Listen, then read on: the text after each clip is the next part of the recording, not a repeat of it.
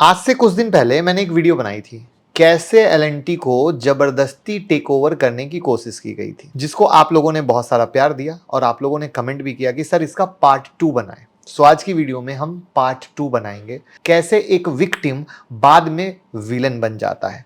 यानी पहले पार्ट में एल&टी बेचारी थी और आज इस बेचारी का कांड बताने जा रहा हूं आपको, और इसकी भी मजेदार स्टोरी है।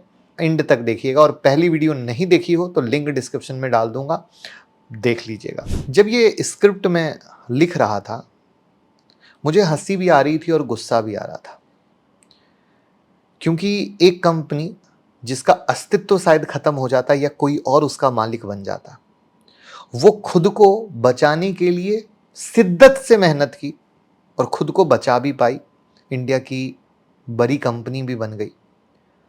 लेकिन जब वो फिर बड़ी कंपनी बन जाती है तो कैसे अपने पुराने दिन को भूलकर किसी दूसरी कंपनी को खाने के लिए किस तरीके से तत्पर होती है, वो भी आईटी की एक ऐसी स्टोरी है। आईटी कंपनी, छोटी कंपनी जिसको खाया गया था, एक्चुअली छोटी भी नहीं थी, प्रमोटर का हिस्सा कम था, वो आपको जानने को मिलेगा और आपको झटका लगेगा 440 वॉट का, ये मेरी गारंटी है। तो ध्यान से सुनिएगा। ये स्टोरी बहुत पुरानी नहीं है, सिर्फ 4 साल पहले यानी 2020 की है। इस कहानी में सीसीडी यानी कैफे कॉफी डे का बड़ा ही मजेदार रोल है। इस पूरे होस्टाइल टेकओवर को ध्यान से सुनिएगा और समझने की कोशिश कीजिएगा कि कॉर्पोरेट जगत में चलता क्या है। तो कहानी की शुरुआत होती है 2020 से पहले, जब एल&टी के पास $2 बिलियन था कैश रिजर्व। अब कंपनी इसको इन्वेस्ट करना चाहती थी ताकि उससे एक्स्ट्रा रेवेन्यू जनरेट कर सके। अच्छी बात है। तो कंपनी ने एक टारगेट रखा कि 2020 तक $1.5 बिलियन का फ्री कैश फ्लो जनरेट करना है। इसलिए जो एडिशनल पैसा था उसको 5% के इंटरेस्ट रेट पर इन्वेस्ट कर देंगे। लेकिन इसमें एक दिक्कत हुई, किसी भी कंपनी में अगर कोई कैश रिजर्व है तो वो शेयर होल्डर का पैसा माना जाता है। यानी कंपनी के पास एक ऑब्लिगेशन होती है शेयर होल्डर के पैसे पर हायर रिटर्न जनरेट करना है कंपनी को। तो कैश रिजर्व इक्विटी का पैसा था, यानी शेयर होल्डर का, उस पर सिर्फ 5% रिटर्न, ये बहुत कम था, जो शेयर होल्डर को पसंद नहीं आया। तब एल&टी ने सोचा कि अब अपना शेयर बायबैक कर लेते हैं। इससे फायदा क्या होगा? इससे फायदा यह होगा कि शेयर होल्डर के पैसे वापस हो जाएंगे, तो उस पर रिटर्न कमाने का झंझट खत्म हो जाएगा। लेकिन नियति को यह मंजूर नहीं था। अब एक्शन में आता है सेबी यानी रेगुलेटर ने क्या किया? बायबैक ऑफर को अप्रूव नहीं किया। सेबी ने इस पर ऐतराज उठाया क्योंकि बायबैक के बाद एल&टी का डेट टू इक्विटी रेशियो 2.1 से ज्यादा हो जाता, और यह सेबी के द्वारा बनाए गए कंप्लायंस नॉर्म के अगेंस्ट था। अब कंपनी परेशान, एक्सेस कैश रिजर्व पर हायर रिटर्न जनरेट करने का प्रेशर कंपनी पर लगातार बढ़ रहा था। पैसे को रख के क्या करे, किस तरीके से करे? तो कहा जाता है ना कि किसी चीज को शिद्दत से चाहो तो पूरी कायनात उसको मिलाने में लग जाती है। यही हुआ एल&टी के साथ। एल&टी को चाहिए थी इन्वेस्टमेंट अपॉर्चुनिटी जो रिटर्न जनरेट कर दे। ऐसे में इनके लिए मसीहा बनकर आए वीजी सिद्धार्थ सर, जो कि अब हमारे बीच नहीं रहे, सीसीडी के फाउंडर, राइट। और सीसीडी यानी कैफे कॉफी डे आपको पता ही है, हमारा और आपका पसंदीदा, मेरा तो पसंदीदा रह चुका है। तो हुआ कि सीसीडी उस समय भारी कर्ज में चल रही थी, आउटलेट बंद हो रहे थे। वीजी सिद्धार्थ सर का स्टेक था माइंडट्री में, तो सिद्धार्थ सर का टोटल स्टेक 20.3% था माइंडट्री में। अब शेयर होल्डिंग परसेंटेज का खूब सीन हुआ माइंडट्री में। कैसे, समझिए। तो सिद्धार्थ जी ने 1999 में पहला इन्वेस्टमेंट किया था माइंडट्री में, फिर धीरे धीरे अपना स्टेक बढ़ाकर 20.3% तक कर लिया था। वहीं दूसरी साइड माइंडट्री के फाउंडर और को फाउंडर, उन सब का मिला के स्टेक था कितना पता है? सिर्फ 13%।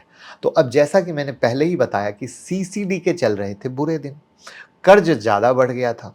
ऐसे में सिद्धार्थ जी को अर्जेंट पैसे की नीड थी, तो उन्होंने अपना टोटल 20% स्टेक सेल पर डाल दिया। उनका स्टेक सेल पर चर्चा काफी समय से चल रही थी, कई इंटरेस्टेड पार्टी के साथ, जिसमें एल&टी भी शामिल था।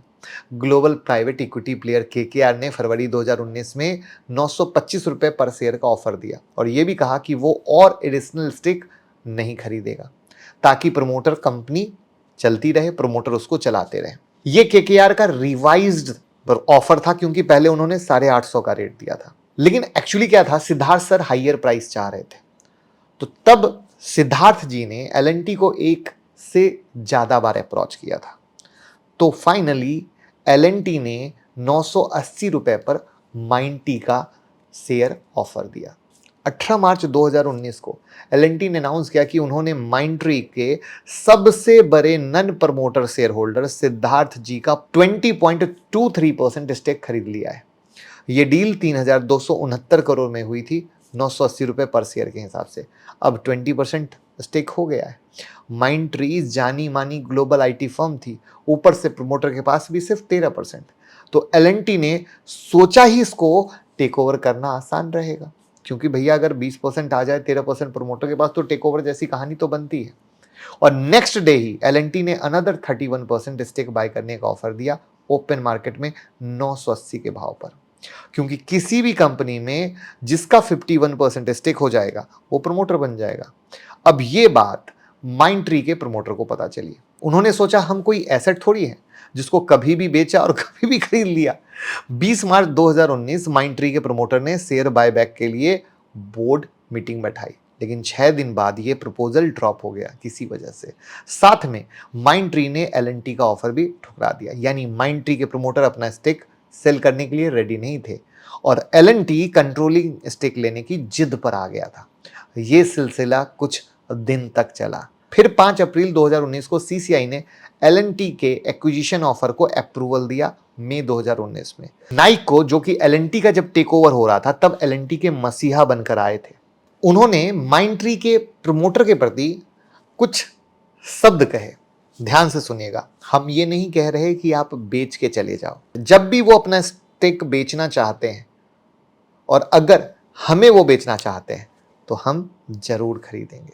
26 जून 2019 को क्लोजिंग डेट से 2 दिन पहले एल ने माइंडट्री के इंस्टीट्यूशनल इन्वेस्टर से अपने लिए सक्सेसफुल स्टेक सिक्योर कर लिया 980 रुपए के भाव पर। मेन सेलर की लिस्ट में UTI asset management, Nalanda capital, Amansa holding, Aarohi asset management, Franklin Templeton asset management था। उन्होंने एल को बेच दिया और इन इन्वेस्टर ने माइंडट्री में 2.97%, 10.61%, 2.77, 2.74, 1.06% स्टेक एल को ट्रांसफर किए। तो 2 जुलाई 2019 को 60.06% का स्टेक एक्वायर करने के बाद एल को क्या हुआ, माइंडट्री ने अपने रेगुलेटरी फाइलिंग में ऑफिशियल प्रमोटर कैटेगरी में डाल दिया। 6 जुलाई 2019 को को प्रमोटर कृष्णा कुमार नाटराजन, एनएस पार्थसारथी और रोस्ट्रो रावणन ने माइंडट्री के एग्जीक्यूटिव चेयरमैन, सीईओ के पद से रिजाइन कर दिया और इस तरह 20 साल तक माइंडट्री को नर्चर और ग्रो करने के बाद ओरिजिनल प्रमोटर कंपनी से पूरी तरीके से गायब हो गए। तो आपने देखा कि कॉर्पोरेट जगत में जब जिसका दाव लगे दूसरे को खाने को तैयार बैठा है।